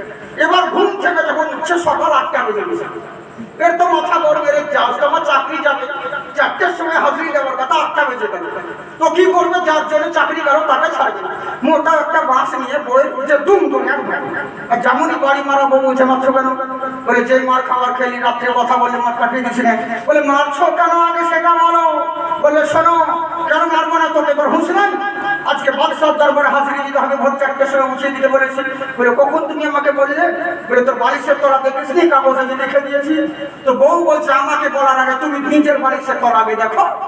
তো এই উজির দেখছে ওর বালিশের তলায় একটা কাগজ ঢুকানো আছে, কাগজে বউ লিখে দিয়েছে 4টে বেজে গেছে, উঠবে তো উঠো, নইলে আমার কোনো দোষ নেই। বুঝলে মানে কেমন মহাব্বত, কেমন ভালোবাসা বাসি, এই তো হচ্ছে আমাদের অবস্থা। বুঝলে তো মা বোন সোনামুখী, আল্লাহ তোমাদেরকে ওই কোয়ালিটি দিয়েছে, স্বামী স্ত্রীতে ঝগড়া নয়, স্বামী স্ত্রী যদি চোখে চোখে তাকিয়ে মুচকি হাসো, হ্যাঁ ইনশাআল্লাহ 70টা সুন্নাতের নেকি আদায় হবে। কিন্তু তোমরা তত করো না, শুধু ঝগড়ার ঝগড়া। একটু কিছু হলে পরে মেয়ে ছেলে এমন খারাপ, কিছুই যদি হয় স্বামী 14 গোষ্ঠীকে পর্যন্ত ছাড়ে না গাছ দিতে। হ্যাঁ, আর যাকে রাস্তায় দেখতে পাবে তাকে দিলে গাছ দিতে হবে। হ্যাঁ, হয়তো কোনো মৌলবি যদি ওকে চুপাতে গেল, চুপাবো না মাগুন, রাস্তার ধারে মসজিদে তোমরা ঝামেলা করছো, তখন বাচ্চা মৌলবি তোর এই হয়, মৌলবি তোর ওই হয়, এবার মৌলবিকে দিলে গাছ দিতে হবে। বুঝলেন, এই তো হচ্ছে আমাদের সমাজের পরিস্থিতি। হ্যাঁ, যাকে এখনো সময় আছে সোনামুখী আমার, কদিনকার দুনিয়া বলুক, আজ আসেন কালকে নেই, চিরদিনের সমান নয়। তাই ভাবছি সময় থাকতে হিদায়াত হয়ে যান, সময় থাকতে বাড়ির মধ্যে নিজেদের মধ্যে ঝামেলা ঝঞ্ঝট না করে মহব্বত পয়দা করুন। আপনারা যদি না শিখেন তো আপনাদের পেটের ছেলেরা কি করে শিখবে?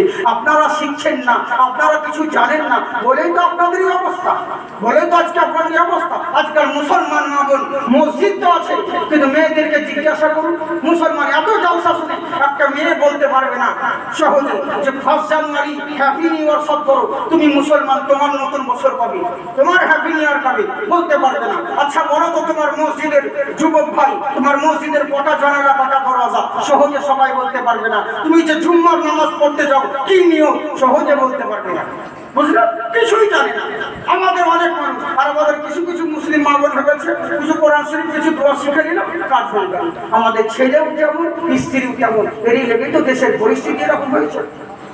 এখনো সময় আছে, সুধরে যায়, নইলে সবই বেকার হবে। তো বুঝলেন, মেয়েদেরকে আল্লাহ ওই কোয়ালিটি দিয়েছে। এবার করলো কি, যেমন আমার মা হাফসা নবী মুস্তাফাকে বললেন, সঙ্গে সঙ্গে নবী একদম জালালি থেকে জামালি মেজাজে চলে এলেন, নম্র মেজাজে, কাউকে কিছু না বলে নিজে একটা খুরমা খেজুর নিয়ে পানি পান করে রোজা যেমনই বললেন, আর সঙ্গে সঙ্গে করলো তাকে। হ্যাঁ, যেমনই সাহাবীরা দেখেছেন, হায় হায় আমরা কি করলাম রে, আজ মনে হয় আল্লাহ আমাদের উপর নারাজ হয়ে যাবে, তাড়াতাড়ি যার যা তাবুতে যা ছিল সব খেয়ে রোজাকে মানে বুঝলেন রোজা সবাই ভেঙে দিল। এবার করলো কি, এতে বুঝতে পারলেন ইসলামের জন্য রোজা রাখা যেমন জায়েজ আছে তেমনি ভাঙাও জায়েজ আছে। সুবহানাল্লাহ বলে, বুঝলেন। এবার করলো কি, নবী মুস্তাফা সাল্লাল্লাহু আলাইহি ওয়াসাল্লাম সাহাবাগণদেরকে নিয়ে মক্কায় প্রবেশ করলেন। সমস্ত কাবা ঘরের ছাত্রে যখন হাজির হলেন, মক্কাবাসী যারা রয়েছে কাফের বেঈমানরা এদের মনে ত্রাহি ত্রাহি করতে লাগলো, আজকে আমাদের রেহাই নেই, আজ আমাদের শেষ নেই, আজকে হয়তো আমরা কতল হয়ে যাব, আমাদের বিবিরা হয়তো বিধবা হয়ে যাবে। অনেক বিবিরা ভাবে আজকে আমাদেরকে বিধবা হতে হবে, আজকে আমাদের স্বামীরা কতল হয়ে যাবে, সবকে শেষ করে দিবে, ধূলিসাৎ করে দিবে। কেন দিবে?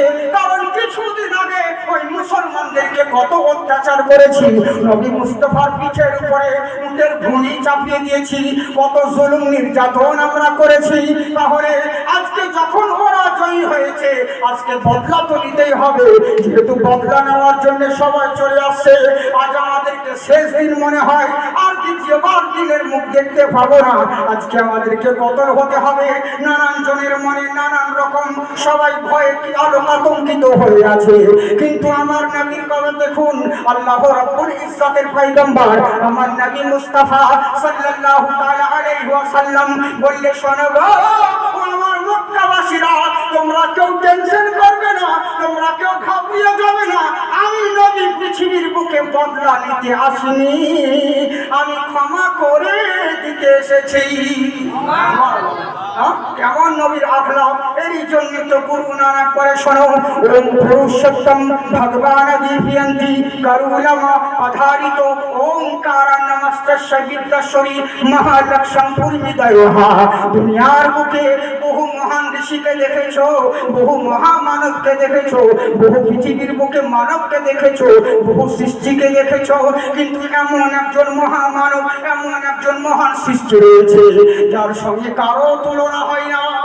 এখানে একটা কথা বলি, আমি যখন সংস্কৃত পড়ি তখন উল্টো করে পড়ি, যেমন আলহামদুলিল্লাহ রাব্বিল আলামিন আর রহমানির রহিম, প্রথমে মানে করো আলহামদুলিল্লাহ রাব্বিল আলামিন, তারপরে রহমানির রহিম।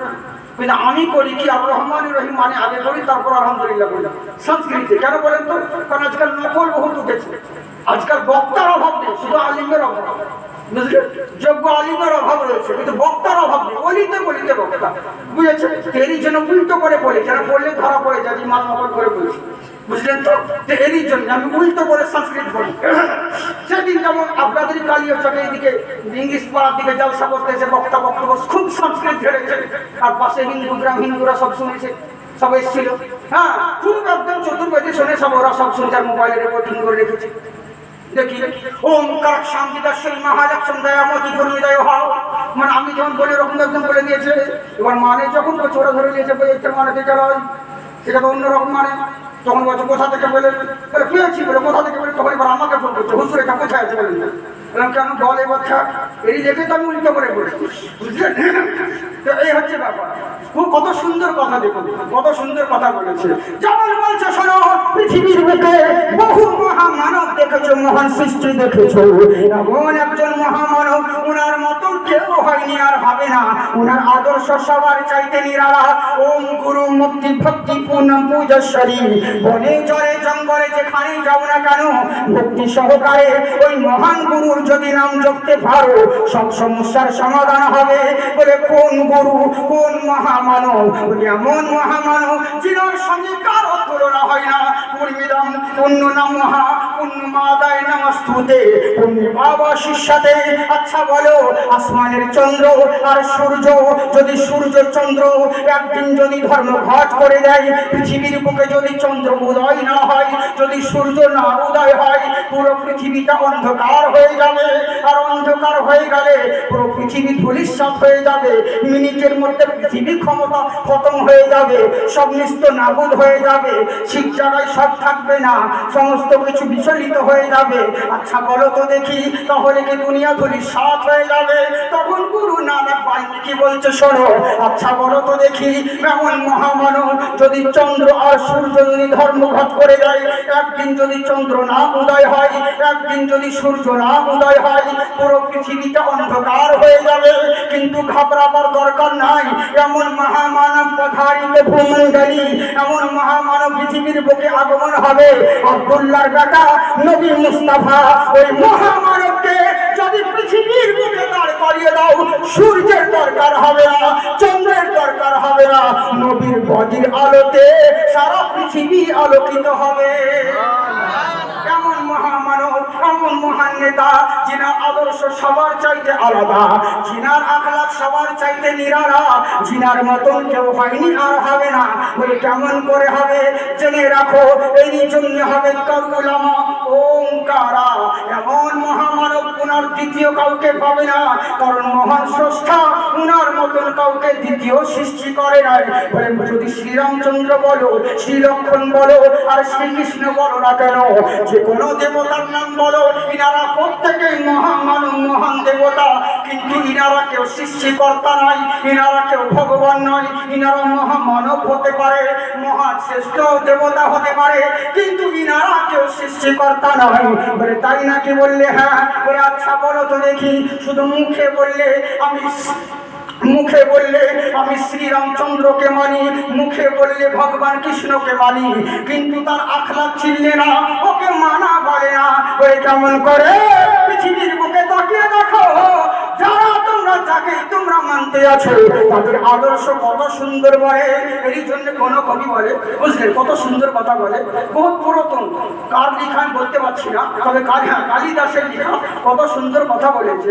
হ্যাঁ, যে তোমরা কাকে মানছো দেখো, যে পৃথিবীর বুকে তকতে তকতে बूढ़े हो गए धरती और आकाश, जब जब राम ने जन्म लिया तब तब पाया बनवास। আমরা বলি राम की पूजा की जग ने पर राम के अर्थ न जाने, राम की माला जपे है लेकिन राम को ना पहचाने, दिखते दिखते बूढ़े हो गए धरती और आकाश, जब जब राम ने जन्म लिया तब तब पाया बनवास। শুধু তাদেরকে মানলে হবে না, তাদের আখলাক, তাদের আদর্শ তোমার মধ্যে থাকতে হবে। তাই বলছে শুনে রাখো, পৃথিবীর বুকে যে কোনো দেবতা বলো না কেন, নবীর সঙ্গে কারো তুলনা হয় না। আজকে যারা সোশ্যাল মিডিয়ায় আমার নবীর ব্যাপারে উল্টো পাল্টা কমেন্ট করে, মুসলমানের বাচ্চা এরা উত্তর দিতে পারে না। এরা তখন মৌলবীদেরকে বলে হুজুর অমুক জনা নবীর ব্যাপারে এই বলছে, কেমন নবী, নবীর সঙ্গে অন্য দেবতার তুলনা করতে আছে। কিন্তু জেনে রাখো, তোমাদের ধর্মগ্রন্থে লেখা রয়েছে, ওরে নবীর ব্যাপার সঙ্গে, আব্দুল্লাহর ব্যাপার সঙ্গে, নবী মুস্তাফার সঙ্গে কারো তুলনা করতে পারবে না।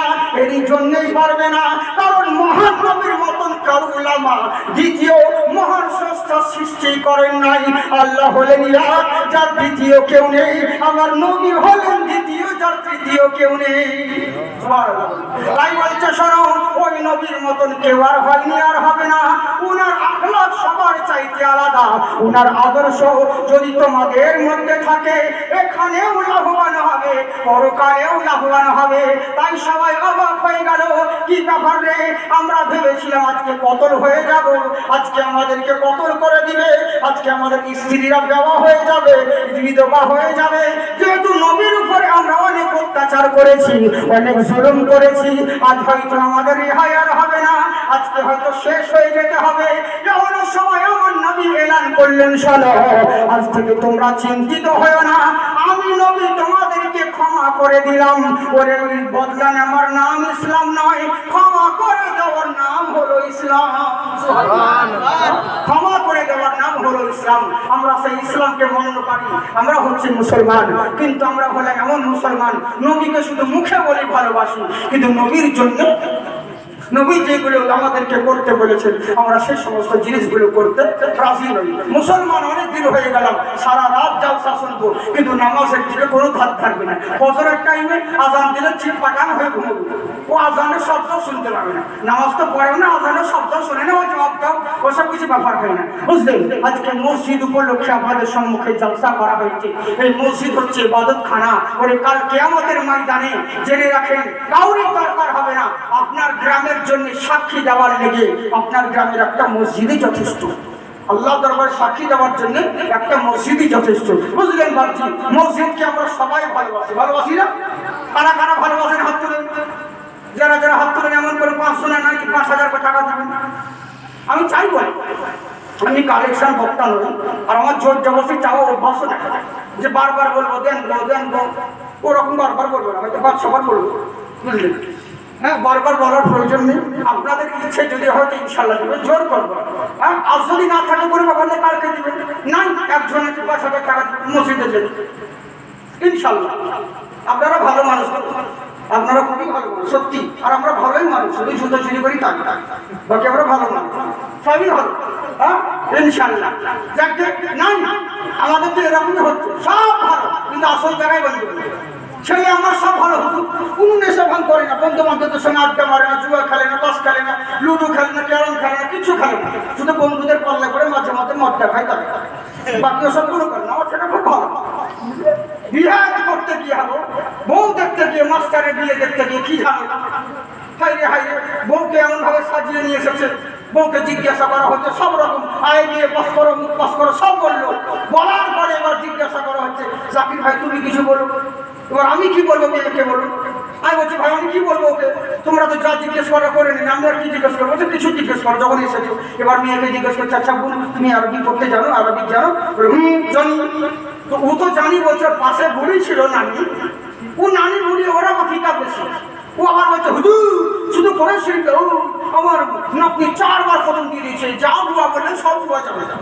আমি ওকে দোয়া জিজ্ঞেসই করতাম না, কিন্তু যে নানি বুড়ি বলছে সব দোয়া জানে মানে আপনি। আচ্ছা বোন তুমি দোয়া জানো? বলে হুম। আচ্ছা বলো তো ভাত খাওয়ার দোয়া কি? খুব সুন্দর খবর, বুঝলে? তো সবাই বলছে হুম দেখো বেড়েছে। মাস্টারকে বলছে মাস্টার হয়েছে, বলে হ্যাঁ হয়েছে। ও শালাও তো জানে না, বুঝলে? ও তো কালখানা, ও তো বলছে জানি না, হ্যাঁ হয়েছে। এই হচ্ছে অবস্থা। ওকে জিজ্ঞাসা করছে ভাত খাওয়ার দোয়া, ও আমাকে বাথরুমে যাওয়ার দোয়া, টয়লেট যাওয়ার। এই তো হচ্ছে আমাদের অবস্থা। সব ভালো, শুধু আসল জায়গায় আমরা বেশি যাই জানি না, এটাই হচ্ছে ব্যাপার। সবই ভালো না, মাছটা পড়তে যাই না। হ্যাঁ এটাই হচ্ছে আমাদের আসল মানে কম কম।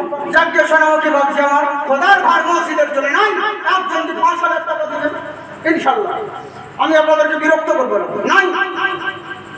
5 জন বলেছি, একজন তো উঠেন কমসে কম মানসম্মত বাঁচানো তো আজব করে থাকবে। হ্যাঁ লিখিয়ে দিবি, এখন যে আপনাকে দিতে হবে তারা করবেন না। ওরা শুধু টাকা দিব বলে দেওয়া হয় না, কতজনের টাকা দান করতে আসে, 2000 টাকা নোট নিয়ে হচ্ছে খেয়ে পড়ে গেছে, টাকা হারিয়ে গেছে। আর একজনে এমনি জালসা দেখতে গেছে, যে বেরেলিতে জালসাটা কি করে দেখবো, মুরগিরা তো শুধু গান গাই, মানে আমরা গজল মুরগি তো বলে বেরেলি মুরগিরা শুধু গানকেই পাক, চেষ্টা কত কাহিনী বলেই পারবে। আর বিপদ হয়ে গেছে যারা, যাদের ইলিম কালাম আছে, যারা বড় আলিম, তাদের সুর নেই, সুর করা বক্তাদের পিছনে বাঁশ দেয়। শুধু সুর করলে হবে না, বলা ফাঁকি করলে হবে না, ইলিম কালামের দরকার আছে। আর যাদের সুর আছে তারা বলছে ফতুয়াবাজি করলে হবে না সব জায়গায়। হ্যাঁ দেশের পরিস্থিতি খারাপ, মানে ওকে বাঁশ দিচ্ছে, ওকে বাঁশ দিচ্ছে, বুঝলে? কিন্তু আসলে তা নয়। বক্তব্য রাখতে গেলে সবার পরিস্থিতি অনুযায়ী বলতে হবে। অনেক কিছু বক্তা হচ্ছে সেই যে সবার লোকের দিকে চেয়ে বক্তব্য রাখবো। শুধু আন্দাজে বলে দিলাম যে কোনো কথা উঠা হয়, কোন জায়গায় কোনটা অ্যাকসেপ্ট করবে এটা ইনশাল্লাহ অনেক আমাদের অভিজ্ঞতা আছে আপনাদের চেয়ে। কোন জায়গায় কোন কথাটা চলবে, কোন জায়গায় কতটুকু বলতে হবে, এসব বিষয়ে আমাদের অনেক মানে এগুলো করতে আমাদের অভ্যাস হয়ে গেছে, বুঝলেন তো? আমরা শ্রোতাদের চোখের দিকে তাকিয়ে বক্তব্য রাখি। এমন করে বক্তব্য আমি যদি বক্তব্য রাখতে যাই, আপনারা একটাও লোক থাকতেন না, উঠে পড়াতে না, চলবে কালকে শুনবো, কালকে শুনবো, আজকে হবে কেন বলেন তো? মুফতি আজম হিন্দকে আপনারা কে ছিলেন, কি বুঝে? উনার কারামত, উনার হোসনা, উনার আখলাক আপনাদেরকে বলবো, হ্যাঁ শুনতে পারলে বুঝলেন? এই হচ্ছে আলিমদেরকে ভালো লাগবে, তালিব ইলমদেরকে ভালো লাগবে কিছু কিছু কথা, যেহেতু ইমানের জজবা, আর আমরা তাদেরই তো ভেঙিয়ে খাই, আমরা তো তাদেরই ভাঙিয়ে খাচ্ছি, তাদের সাক্ষাৎ আল্লাহ আমাদেরকে রুজি দিচ্ছে, এই জন্য আমাদেরকে ভালো লাগবে। কিন্তু আপনারা বুঝবেন না, এখন আপনাদেরকে ওই যে বিড়ির গজল শুনে ভালো লাগে, আপনাদের বিড়ির গজল শোনার ওই যে জীবন শোনা অভ্যাস, আর আপনাদেরকে যদি ওই হজ করিতে চলবে কখনোই নয়। বুঝলেন? বললাম সামদারি সে বক্তব্য রাখছে আমার পরে, তো সবাই বলছে জাকির চতুর্বেদীর কাছে লাগে কোন বক্তা ঠিকবে। আচ্ছা বলে এটা মূর্খামূলা, একটা বড় আলিমকে যা আমাদের মতন মৌলবীকে পকেটে করে রাখে, তার সামনে বলছে যে জাকির চতুর্বেদী বিশাল বড় বক্তা, ওর থেকে ভালো অবস্থান করে দিলাম। তার মানে বুঝতে পারছে যে পাবলিকের অবস্থা কেমন, মানে কেমন আলিম চিনবে, এরই জন্য আমাদেরকে সেরকম ভাবে বক্তব্য রাখতে হবে। বুঝলেন তো? যাই হোক, বাকি শোনাবো কি আমার ইনশাল্লাহ। আমি আপনাদেরকে জোর করবো না, শুধু 5 জন, একজন আজকে যদি নাম থাকে আপনি শুধু নামটা লিখে যান ইনশাল্লাহ, পরে যদি কালকে না দিতে পারেন, মরেও যদি যান ইনশাল্লাহ আপনার নিয়ত কবুল হয়ে যাবে। তারপরে জর্জাবস্ত করি এর নাম লিখে বিষ খেয়ে নেবেন, বহু সাথে ঝগড়া করে, তা করলে হবে না। বুঝলেন? ইনশাল্লাহ না এখানে পরে মামুন বাপ ভাই আব্বা যারা যারা রয়েছেন আপনাদেরকে বলবো ইনশাল্লাহ আপনারা নামটা লিখিয়ে যাবেন, যে যেটা পারবেন, 5 হোক 2 হোক 3 হোক, জবরদস্তি